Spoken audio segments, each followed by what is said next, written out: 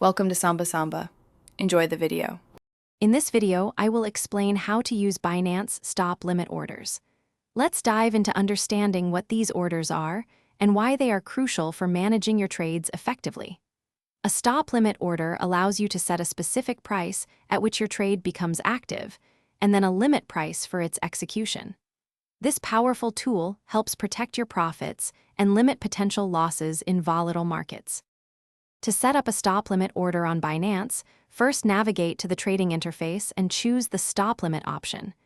You'll then input three key values: the stop price, the limit price, and the amount of cryptocurrency you wish to trade.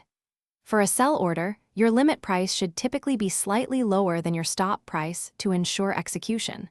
Always double-check your entries before confirming. Let's consider a practical example.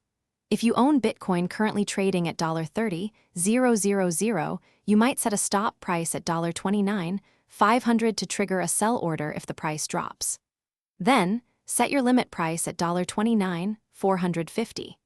This ensures your order executes at $29,450 or higher, protecting you from a larger downturn. Always ensure a small gap between your stop and limit for better fill rates. To truly master stop limit orders, practice is essential. Start with small amounts to get comfortable with how they execute in different market conditions. Always define your risk tolerance and trading strategy before placing any orders. This helps you make informed decisions and trade responsibly. Remember to check the description below for the link to Darn Tough Socks and other great deals we've mentioned. Thanks for watching. Thanks for watching. Consider subscribing if we helped you.